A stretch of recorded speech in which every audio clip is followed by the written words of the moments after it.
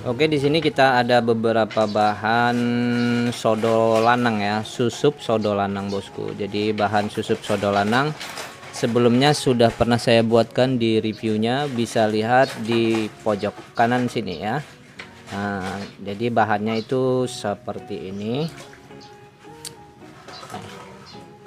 Ini dia susup bosku ya, dari susupnya itu dia bisa tembus ya. Ini kan jenis susupnya nih, jalurnya ke sini ya. Nih. Jadi ini harus dibersihkan dulu dia karena ada kotoran di dalamnya ya. Ini bahan susup, dia dari bahan anggur ya. Ini ada lagi. Nah ini jalurnya juga susup ya. Dia masuk juga, dia bisa tembus ya. Tuh, jarum masuk ya.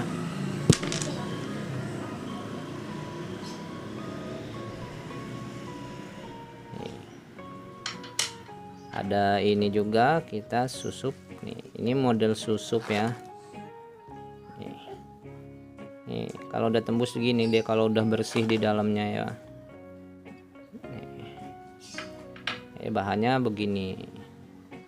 Memang model susup ya, susup sodo lanang. Nah, ini juga ada yang seperti ini. Nih. Sebentar. Nih, ada yang seperti ini. Ini dia susup juga. Cuman sudah keambil, tapi yang diambil yang di dalamnya ini ya. Itu kan masih ada satu tuh. Ya, di dalamnya. Itu bisa dibuat motif susup sodo lanang yang kerucut ya, yang kerucut mantap.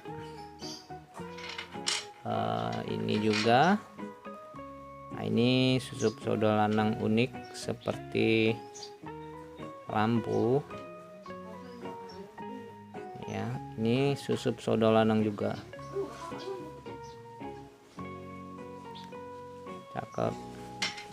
Kemudian ini sebentar kita basahkan dulu. Nah ini ya, di bagian ini nih, ini juga dia susup ya, susup sodo lanang.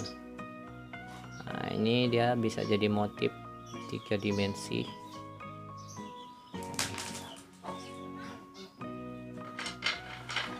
Ada ini juga. Nah ini juga, ini susup dia jalurnya melintang ke depan ya, bisa dijadikan susup tuh ya, masuknya ke sini. Kalau sudah diolah baru kelihatan bagusnya. Biasanya untuk susup-susup seperti ini lumayan untuk pemburunya.